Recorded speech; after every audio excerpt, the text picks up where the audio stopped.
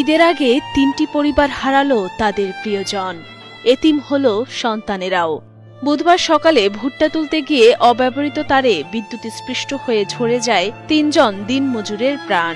তাদের এমন মর্মান্তিক মৃত্যুতে ৩টি বাড়ি জুড়ে শুধুই স্বজনদের আহাজারি।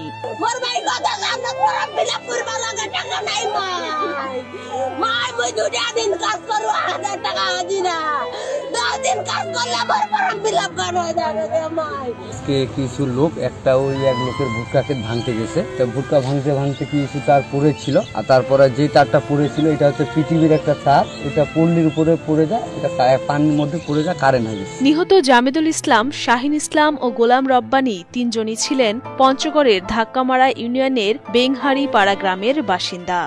এদের মধ্যে জামেদুল ডিগ্রি কলেজের প্রথম বর্ষের ছাত্র। পড়াশোনার খরচ জোগাতেই তিনি কাজ করতেন মাঠে।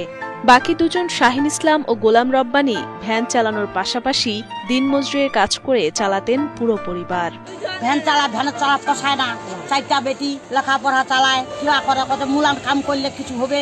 2 জন ভুট্টা খেতে নামছে আর একজন লাইন জড়াইতে গেছে। লাইন জড়াইতে যায় তখন এই বিদ্যুতের আকর্ষণ করে ফেলে। প্রত্যক্ষদর্শীরা জানান, পিডিবির পুরনো সংযোগ বিচ্ছিন্ন তার পড়েছিল জমিতে।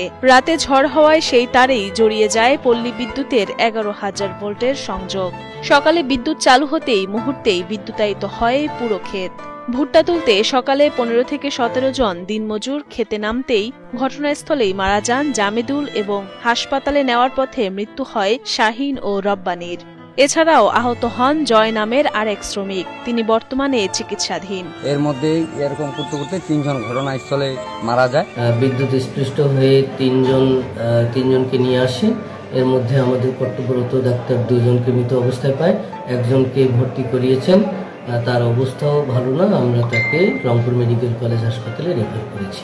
নিহত 3 জনই ছিলেন পরিবারের একমাত্র উপার্জনক্ষম ব্যক্তি। শাহিনের মৃত্যুতে এতিম হলো 4 সন্তান, আর রব্বানীর 3 মেয়েও হারালো বাবাকে। জামেদুলও ছিলেন পুরো পরিবারে একমাত্র ভরসা। স্থানীয়রা বলছেন, পিডিবি আর পল্লী বিদ্যুৎ বিভাগের চরম গাফিলতিতেই এমন করুণ মৃত্যু হয়েছে 3 জনের। এ ঘটনার তীব্র নিন্দা জানান তারা। অনেক সময় তার তোর ছিঁড়ে পড়ে, এগুলা কিন্তু আসলে তিনারা পদক্ষেপ নিতে পারে। এই পদক্ষেপটা নিলে কিন্তু আজকে এই দুর্ঘটনাটা হইতো না।